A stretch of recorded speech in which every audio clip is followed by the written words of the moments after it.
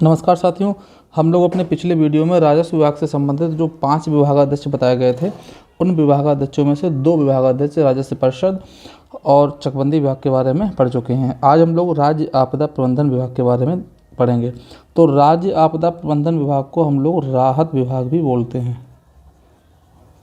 इस विभाग का जो प्रमुख होता है उसे राहत आयुक्त कहते हैं। राहत आयुक्त कहते हैं। अब देख लेते हैं कि राहत आयुक्त के अंडर में कौन कौन से अधिकारी कार्य करते हैं। तो जो राहत आयुक्त है, इसके अंडर में मंडलाधिकारी कह सकते हैं, मंडलायुक्त जो मंडल का होगा। इसके बाद जिलाधिकारी और उप जिलाधिकारी राहत आयुक्त के अंडर में कार्य करते हैं। यह विभाग हम जानते हैं राजस्व विभाग के अंतर्गत आता है। राजस्व विभाग के अंतर्गत आता है। इस विभाग का कार्य क्या होता है?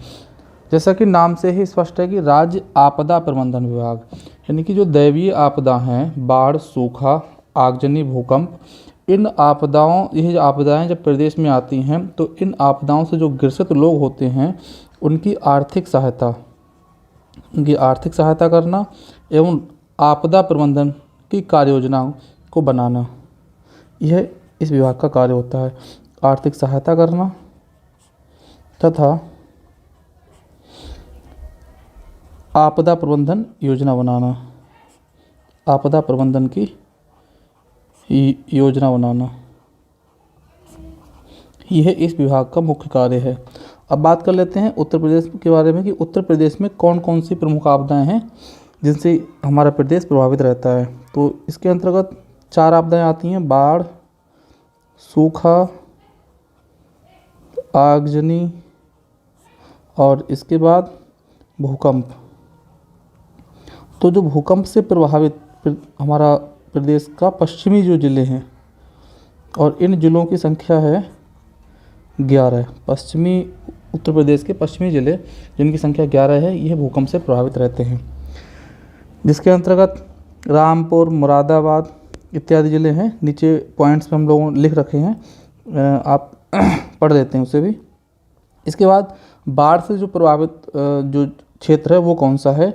नेपाल सीमा से जो सटा हुआ क्षेत्र है, उत्तर प्रदेश का नेपाल सीमा से जो सटा हुआ है, या फिर हम कहें कि जो पूर्वी ज़िले हैं,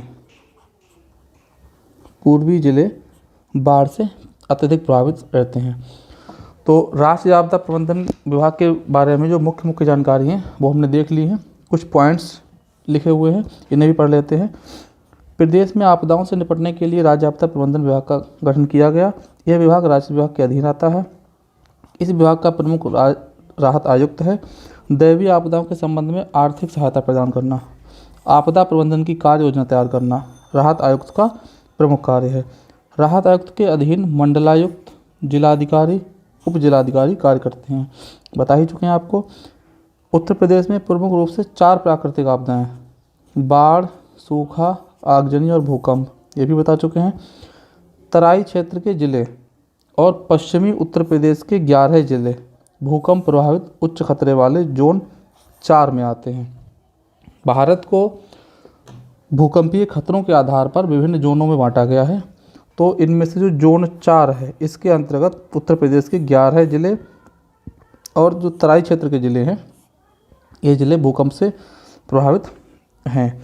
पश्चिमी उत्तर प्रदेश, जो इन ज़िलों के नाम हैं वो सहारनपुर, मुजफ्फरनगर, बागपत, गाज़ियाबाद, रामपुर, मुरादाबाद, गौतम बुद्ध नगर, मेरठ, जेपी नगर, बिजनौर और बुलंदशहर, ये 11 ज़िले हैं जो जोन 4 में आते हैं भूकंपीय खतरों के आधार पर।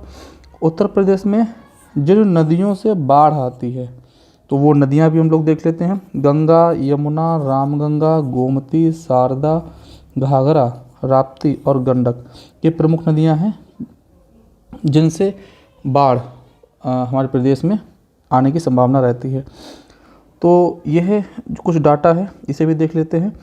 प्रदेश के कुल 240.93 लाख हेक्टेयर प्रादेशिक क्षेत्र में से 73.06 लाख हेक्टेयर क्षेत्र बाढ़ संभावित क्षेत्र है।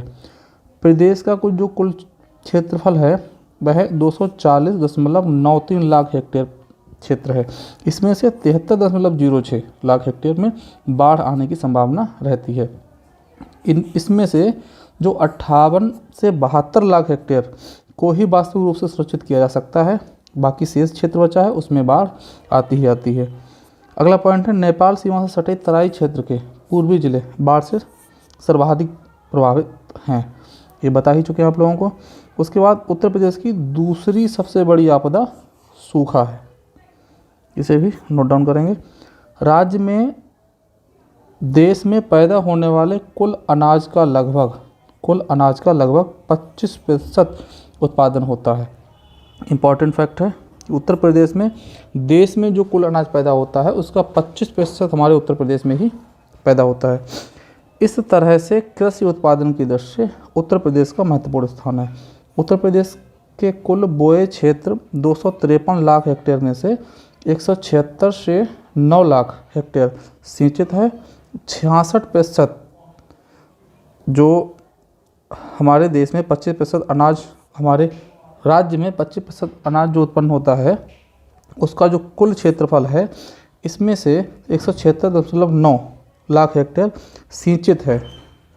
सिंचित क्षेत्र का 25% भाग नहर द्वारा, जो कुल सिंचित प्रतिशत यानी 66% है 176 से 9 लाख हेक्टेयर, इसका 25% तो नहर से सींचा जाता है, 67% नलकूप द्वारा और शेष भाग झीलों या तालाबों आदि के द्वारा सींचा जाता है। हम कह सकते हैं कि उत्तर प्रदेश में जो 176 से 9 लाख हेक्टेयर सिंचित जो भाग है उसमें सबसे ज़्यादा जो भाग है वह नलकूपों के द्वारा सींचा जाता है, सबसे ज़्यादा भाग। प्रदेश में सिंचित क्षेत्र का 1/3 भाग मानसूनी वर्षा पर निर्भर करता है। अगला है, इसके साथ ही प्रदेश का संपूर्ण वर्षा पूर्ण क्षेत्र मानसूनी वर्षा पर निर्भर है। तो उत्तर प्रदेश का वर्षा क्षेत्र जो है मानसूनी वर्षा पर निर्भर रहता है। आपदाओं से निपटने के लिए देश के स्तर पर राष्ट्रीय आपदा प्रबंधन बनाया गया है। राज्य आपदा प्रबंधन राज्य स्तर पर बनाया गया है, राज्य आपदा प्रबंधन। और इसी तरह से देश स्तर पर बनाया गया है राष्ट्रीय आपदा प्रबंधन। और बात करें कि जिले की, तो जिले में जिला आपदा प्रबंधन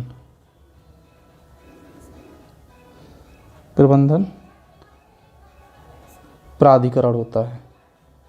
तो ये कुछ फैक्ट हैं, इन्हें याद रखना है हमें। राज्य स्तर पर राज्य आपदा प्रबंधन प्राधिकरण तथा जिला स्तर पर जिला आपदा प्रबंधन प्राधिकरण है। जिला आपदा प्रबंधन प्राधिकरण जिलाधिकारी के अध्यक्षता में कार्य करता है। तो जो जिले का आपदा प्रबंधन प्राधिकरण है ये जिलाधिकारी के अध्यक्षता में ही कार्य करता है। तो हमने राज्य आपदा प्रबंधन के बारे में जो मुख्य मुख्य पॉइंट थे ये पढ़ लिए हैं। अब हम बात करते हैं गजेटियर्स विभाग के बारे में। इसे पढ़ने से पहले ये समझ लेते हैं कि गजेटियर होता क्या है। गजेटियर क्या होता है? गजेटियर एक तरह का अभिलेख है, कह सकते हैं रजिस्टर है एक, जिसमें एक क्षेत्र विशेष का वर्णन होता है। गजेटियर में एक क्षेत्र विशेष का, क्योंकि जिला गजेटियर है तो जिले का वर्णन होगा, एक क्षेत्र विशेष का वर्णन होता है, वर्णन है, कह सकते हैं वर्णनात्मक विवरण है,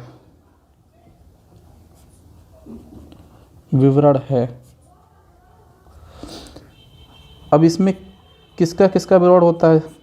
जो क्षेत्र है उसकी किन स्थितियों का विवरण होता है। तो इसमें वहाँ का आकार,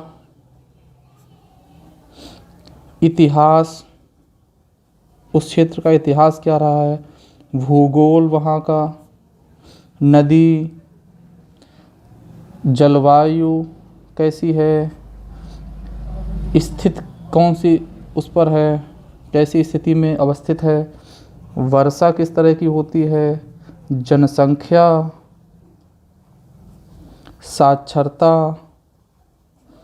उद्योग धंधे, आर्थिक गतिविधियां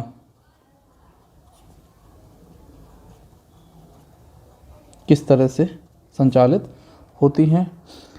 नगर, ग्राम, जातियां, भाषा, साहित्य आदि बहुत सी बातें हैं जिनका उल्लेख गजेटियर में किया जाता है। सी बातों का उल्लेख किया जाता है। तो समझ गए होंगे कि गजेटियर क्या होता है। गजेटियर एक स्थान विशेष का वर्णन होता है, वर्णनात्मक विवरण होता है, जिसमें वहाँ की भौगोलिक स्थिति, वहाँ की आर्थिक स्थिति, इतिहास उसका कैसा क्या है, उसका सबका वर्णन रहता है। तो हम बात करते हैं जिला गजेटियर्स की, क्योंकि जिला गजेटियर्स विभाग के बारे में, जिला गजेटियर्स की बात कर रहे हैं। तो जो गजेटियर्स विभाग जो होता है, या कहें कि ये जो गजेटियर्स होते हैं, ये ज़िले से संबंधित आवश्यक सूचनाएं इसमें रिकॉर्ड करी जाती हैं। तो ज़िले से संबंधित आवश्यक सूचनाएं या आवश्यक वर्णन सूचनाएं कौन कौन सी, जो हम लोगों ने अभी पढ़ी। इसके बाद ये जो गजेटियर्स है, ये राष्ट्र की संपत्ति है, राष्ट्र की संपत्ति है। गजेटियर्स का जो मुख्यालय है उसकी बात करते हैं। तो जो मुख्यालय गजेटियर्स विभाग का है वह जवाहर भवन लखनऊ में है।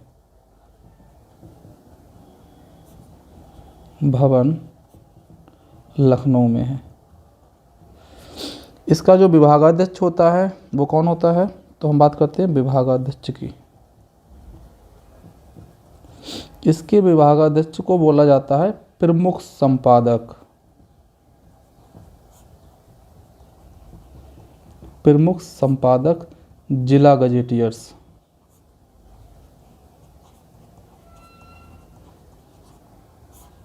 यह विभागाध्यक्छ होता है जिसे बोला जाता है प्रमुख संपादक जिला गजेटियर्स। इसकी स्थापना जो हुई थी 1957 में हुई थी।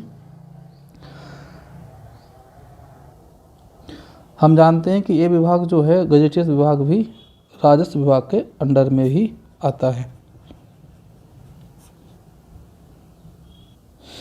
आइए कुछ पॉइंट है नीचे, इन्हें भी पढ़ लेते हैं। पहला पॉइंट है, राजस्व विभाग के अधीन एक अन्य विभाग है जिसे गजेटियर्स विभाग कहते हैं। इस विभाग का जो विभागाध्यक्ष होता है प्रमुख संपादक जिला गजेटियर होता है। इसका कार्यालय जवाहर भवन लखनऊ में है।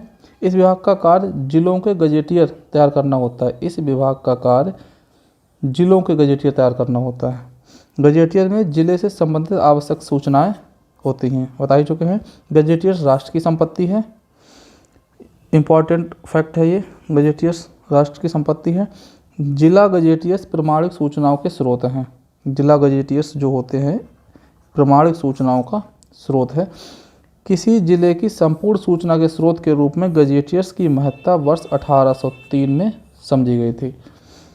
इस दिशा में वास्तविक काम 1872 में हुआ। उस समय भारत का इम्पीरियल गजेटियर्स तैयार करने का काम भारत सरकार द्वारा लिया गया। इम्पीरियल गजेटियर्स 1872 में। 1957 में जिला गजेटियर्स विभाग की स्थापना हुई। तो ये डेट आपको याद रखनी है कि 1957 में जिला गजेटियर्स विभाग की स्थापना हुई। प्रारंभ में ये 54 जिलों के गजेटियर्स तैयार किए गए। ये 8 पूरक भागों में अंग्रेजी में लिखे गए। यह 8 पूरक भागों में अंग्रेजी में लिखे गए थे। ये केंद्रीय योजना के अंतर्गत तैयार किए गए थे। इंपॉर्टेंट फैक्ट, ये केंद्रीय योजना के अंतर्गत तैयार किए गए थे। इसके अतिरिक्त प्रदेश स्तर पर 5 खंडों में उत्तर प्रदेश का राज्य गजेटियर तैयार किया गया। वर्ष 1980-81 में पूरी गजेटियर योजना राज्य सरकार को सौंप दी गई। पहले ये गजेटियर योजना केंद्र सरकार के अंडर में थी, लेकिन 1980-81 में पूरी गजेटियर योजना जो है राज्य सरकारों को सौंप दी गई। तब से उत्तर प्रदेश के जिला गजेटियर्स हिंदी में लिखे जाने लगे। तो हिंदी में कब से लिखे जाने लगे? 1980 से 81 से 5 जिलों के गजेटियर्स हिंदी में प्रकाशित हो चुके हैं। कितने जिलों के गजेटियर्स हिंदी में प्रकाशित हो चुके हैं? ये 5 जिलों के। इन जिलों के नाम क्या हैं? मेरठ, गाजियाबाद, ललितपुर, कानपुर देहात और फिरोजाबाद। तो ये जानकारी हुई 2 विभागों के बारे में, राज्य आपदा प्रबंधन विभाग और गजेटियर्स विभाग के बारे में। उम्मीद करता हूँ वीडियो आपको पसंद